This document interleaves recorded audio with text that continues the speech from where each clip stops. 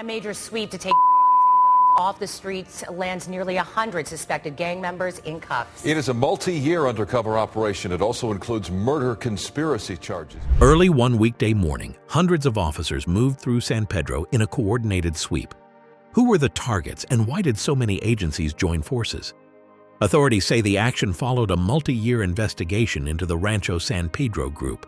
Today marks an important day in basically cutting off the head of the Hydra of one of the most violent street gangs that has been San Pedro for years. As officers closed in, investigators hinted that this sweep was only the beginning of something far larger than anyone expected. What hidden discovery pushed authorities to deploy one of the biggest joint operations in LA history? And could it reveal a threat they hadn't publicly acknowledged yet? The early morning sweep. Before dawn on the 29th of April 2011, law enforcement staged a planned operation across the San Pedro neighborhood and parts of the Los Angeles harbor. The action was called Operation Pirate Town. More than 1,300 officers from federal and local agencies fanned out in groups. Vehicles, tactical units, and uniformed officers moved along residential blocks near Gaffey Street and the harbor area. Authorities said the goal was to arrest suspected members and associates of the Rancho San Pedro group. Early reports stated that 80 people were taken into custody that day. They worked in coordinated waves so that locations could be secured and searches conducted with control and safety. Some officers arrived in marked patrol cars, others came in unmarked vans and transport units. Helicopters supplied overhead support when available. At selected addresses, officers knocked and announced their presence. Warrants were served for arrest or search at homes and other sites where investigators said illegal activity occurred. Officers secured the scene, then moved inside to detain those named on warrants. Neighbors described seeing a heavy police presence early that morning. That day, streets were temporarily closed to allow units to move and to protect civilians. Media crews later filmed officers carrying evidence bags and placing people in handcuffs. The sweep included simultaneous arrests to reduce the risk of suspects escaping, warning other locations, or destroying evidence. Officials described the operation as the culmination of a long investigation and said timing was designed to maximize safety and effectiveness. Law enforcement emphasized that detained people were alleged suspects and that charges would be determined by prosecutors. Authorities also warned the public that some arrests could lead to further court action and possible indictments. This early action was public and large. Its size sent a clear message about the scale of the probe and the level of cooperation between agencies. Residents and business owners in San Pedro watched as officers moved from house to house doing the search.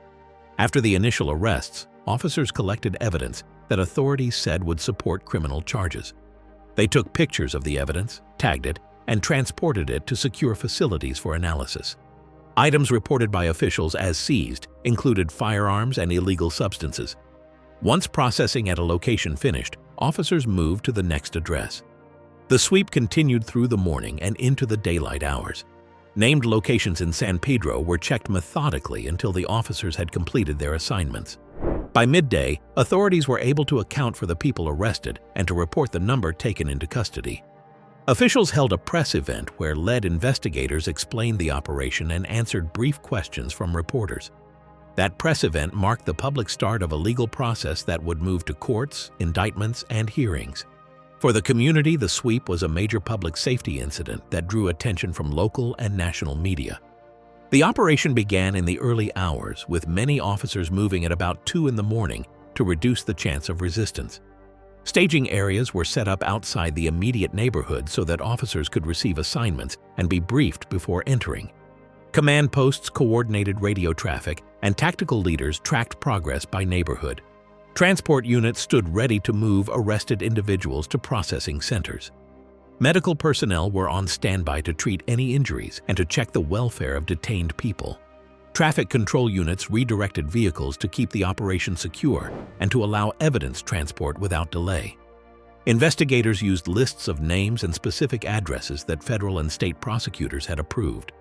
Officers followed legal procedures when making arrests and when searching different homes. The search team documented entry points and gathered physical materials with care to preserve the chain of custody. Many residents saw officers working quietly and efficiently while others reported fear and confusion when the search team entered their streets. Community leaders later called for information about due process for those arrested and for clear updates from officials about ongoing court steps. After the active phase ended, investigators began longer-term work to process evidence, interview witnesses, and prepare files for prosecution. The sweep was only the visible part of a larger effort that would move to court over the following weeks and months. The sweep is what led to the prosecution process. But as investigators dug deeper, one chilling pattern emerged. An unseen thread tying everything together. What hidden link would finally expose the truth? Building the case. How do investigators turn years of tips and reports into a case that holds up in court? The answer in this probe was methodical work that clearly tied people, places, and actions to criminal activity. Federal agents, senior detectives, and prosecutors stitched together phone records, recorded conversations, money trails, and any physical evidence they had gathered. They followed leads, put sources in place, and used legal tools to capture proof that could be shown before a judge. Court-authorized wire intercepts recorded calls that prosecutors said showed the deals and how the plan was executed. Those recordings helped show who talked to whom and when. At the same time, undercover operatives made controlled buys of illegal substances and arranged purchases that linked suspects to sales. Those buys produced receipts, recorded discussions, and logs that matched other pieces of the case. Surveillance officers watched meetings and documented movements. That visual record confirmed locations where transactions took place. Financial records revealed payments and transfers tied to illegal substances sales. Investigators traced bank deposits, cash withdrawals, and property purchases that prosecutors later described as proceeds from illegal trade. Forensic accountants from the Internal Revenue Service Criminal Investigation Unit examined ledgers and account flows to connect money to people named in filings. When cash flowed through accounts that matched suspect activity, the link strengthened the prosecutor's argument. Ballistics and lab work connected weapons and illegal substances to the investigation. The Bureau of Alcohol, Tobacco, Firearms, and Explosives traced firearms found during searches.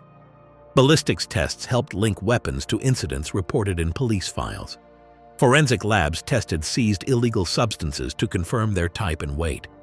Lab results allowed prosecutors to state specific quantities in indictments. This scientific proof mattered in court, where certain numbers affect charges and possible sentences. Prosecutors sought indictments from a federal grand jury after agents assembled the evidence. Grand jury presentations let the United States Attorney lay out recordings, lab reports, witness statements, and the results of undercover buys. The grand jury process produced formal accusations that became the basis for federal arrests. State prosecutors used similar steps to file charges under California law, where local crimes applied. Investigators worked closely with community witnesses when safety allowed. Some witnesses agreed to cooperate and to provide testimony against higher-level suspects. Prosecutors used those witness accounts together with technical proof, since testimony without a backup can be challenged. When a cooperating witness described a meeting, agents matched that memory with phone records, photos, or a recorded controlled purchase. Every search warrant, wiretap, and arrest order required judicial approval.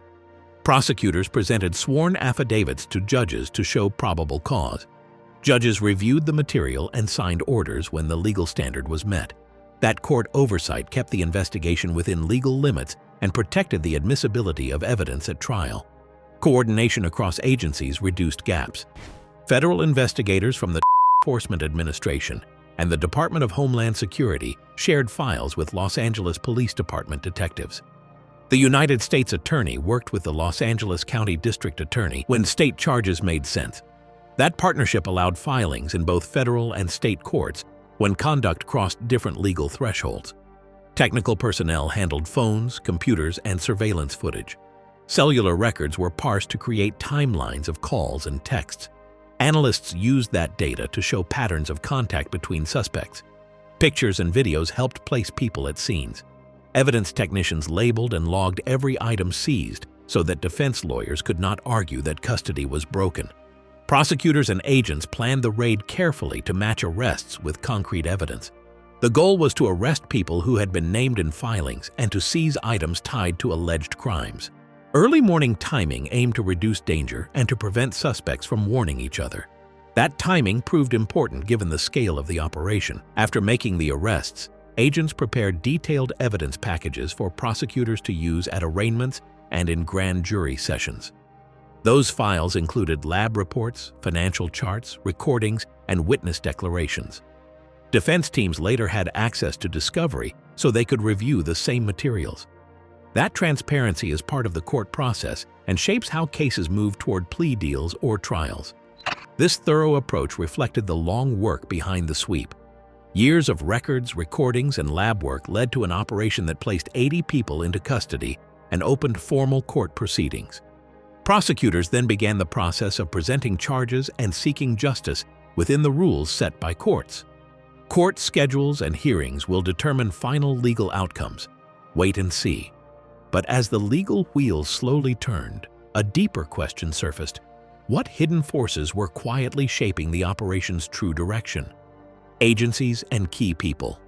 Multiple agencies joined the operation, and each had a specific role. Enforcement Administration provided case leadership and federal investigative resources. Enforcement agents led the coordination of the field team and forensic support. Homeland Security Investigations, the investigative arm of Immigration and Customs Enforcement, contributed investigators who handled cross-border and trafficking leads. Homeland Security Investigations agents worked on financial records and immigration aspects of the probe.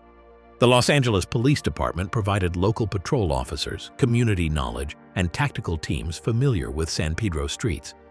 The Los Angeles Police Department officers helped identify neighborhood patterns and worked with federal partners on warrants and arrests.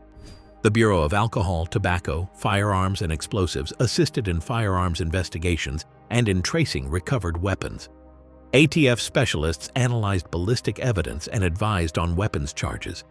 The Internal Revenue Service Criminal Investigation Unit examined financial records and money flow tied to alleged illegal sales.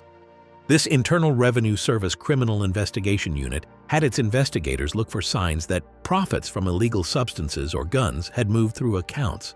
The United States Marshals Service provided transport and detention support. Marshals assisted in moving arrested people into custody and in ensuring secure holding during transfers to federal or county facilities. The United States Attorney's Office for the Central District of California handled federal prosecutions. United States Attorney Andre Birote Jr. at the time gave public remarks about the interagency cooperation and the legal steps that would follow. Other partners included the Department of Housing and Urban Development Office of Inspector General and the California Department of Corrections and Rehabilitation Special Service Unit. These agencies added specialized investigators and local corrections expertise. At the local level, Los Angeles Police Department Chief Charlie Beck was a visible figure in media briefings and in coordinating city resources. Chief Beck described the operation as an example of joint work between federal and city law enforcement. Investigative teams also included evidence technicians, financial analysts, criminal intelligence officers, and prosecutors who worked behind the scenes to prepare filings and warrants. Tactical leaders directed the sequence of arrests and ensured teams followed legal procedure. Command centers served as hubs where leaders tracked the sweep. Radio and field reports kept supervisors informed. Legal advisors were available to confirm that arrest and search steps met court orders. Medical and transport staff supported teams in the field. Community liaison officers were present to answer questions from residents and to manage information about detained people. Those officers helped reduce confusion among neighbors and directed people to official channels for updates. Public information officers from several agencies handled the media and explained the steps authorities took. At a press event, prosecutors and law enforcement leaders described the coordinated effort and noted that charging decisions would follow after evidence was reviewed. Each agency brought a piece of the overall capability needed for a large sweep. Federal partners added investigative reach and prosecutorial power. Some agencies in the area provided neighborhood access and immediate response. Many of the agencies operated within task forces created to share information. Task force officers met regularly and pooled intelligence files. Those task forces allowed local detectives to work directly with federal agents on the same evidence. Forensic laboratories in the region, including county crime labs, processed illegal substances and firearms evidence to provide test results used in court. Ballistics reports helped investigators link weapons to crimes recorded in state files. Forensic accountants traced bank transfers and cash flows tied to alleged illegal sales. Prosecutors from the United States Attorney's Office coordinated with state district attorneys to decide which charges to file in federal court and which to pursue in state court. That division of work aimed to place each case in the venue best suited to the evidence and the charges. Leadership met before the sweep to review safety plans, arrest lists, and transport routes. Planning reduced overlap and clarified custody. Each agency kept clear records to be used in court. But amid the carefully coordinated arrests and charges, investigators discovered a thread linking the defendants to an even darker conspiracy. What could it be? Arrests, charges, evidence, next steps. The public report about the operation included a detailed breakdown of arrests and charges. Authorities stated that 66 people were taken into custody on state weapons and illegal substances charges, while 14 defendants were arrested on federal indictments. A federal grand jury returned 12 indictments, naming 26 defendants in several cases. Federal charges reportedly ranged from distribution of methamphetamine to illegal weapon sales and immigration-related offenses. Prosecutors said that one federal indictment alleged a sale that involved more than 1 pound of methamphetamine and the brokered sale of 22, including assault rifles. Officials said about half of the defendants named in federal filings faced the potential of life sentences if convicted. Most federal defendants faced mandatory minimum terms of at least 5 years in prison, according to statements made by prosecutors. State prosecutors in the Los Angeles County District Attorney's Office plan to handle about 145 defendants on state counts. These state charges included illegal possession of weapons and sales of illegal substances. Arraignments were expected to begin quickly at the Long Beach branch of the Superior Court. Investigators described the amount of evidence developed during the probe. Undercover purchases and controlled buys supplied a large part of the record. Officials said undercover agents bought 90 firearms and seized large quantities of illegal substances during controlled operations. Authorities seized large quantities of illegal substances, totaling several kilograms and pounds, in a major operation against trafficking networks. During the public sweep, authorities reported seizing 14 additional firearms, including a silencer, along with smaller quantities of illegal substances. Forensic tests on seized illegal substances and ballistics reports were expected to play a role in prosecutions. The city attorney and other officials also used civil remedies to disrupt locations linked to the group. A gang injunction was filed that targeted the association by alleged members within a proposed safety zone in San Pedro. Nuisance abatement actions were filed against several commercial and residential sites, including a pizza parlor on Gaffey Street that authorities said was tied to illegal substances activity. Officials named one person who remained wanted by ATF as of the press release. The wanted man was Francisco Flores, also known as Cisco. Federal agents asked the public for help in locating him and provided contact numbers for tips. Prosecutors often consider plea agreements in large cases where defendants admit guilt in exchange for reduced sentences. Defense attorneys may seek to challenge evidence or to negotiate resolutions. Judges would review motions and set trial dates as cases moved forward. Some defendants could accept plea offers while others would contest charges in court. Judges would set bail or order detention based on risk. The United States Marshals would manage secure transport. Authorities might seek forfeiture of assets tied to illegal profits. HUD investigators said they would pursue cases of housing fraud. The gang injunction and nuisance suits aim to limit gatherings and to close sites used for illegal activity. Residents should check court calendars to stay updated. Authorities described the Rancho San Pedro group as long-standing. Officials said the group dates back to the 1970s and that law enforcement had documented about 600 members and more than 400 associates. City Attorney Carmen Trutanic said joint efforts by prosecutors and law enforcement would help protect residents and restore safety. ICE Special Agent in Charge Claude Arnold said the operation dealt a major blow to a group accused of using violence and intimidation to control parts of the neighborhood. Those statements underscored the law enforcement perspective and community partners. The arrests and filings began legal processes that could take many months or years to resolve. Prosecutors said the goal was to hold accountable those who allegedly caused harm while protecting the rights of people accused. The courts would be the place where final decisions were made and where justice could eventually prevail. Thank you for following this fascinating story of the San Pedro operation to the end. What do you think about this operation? Share your thoughts with me in the comments section. Remember to like and subscribe to our channel for more interesting stories.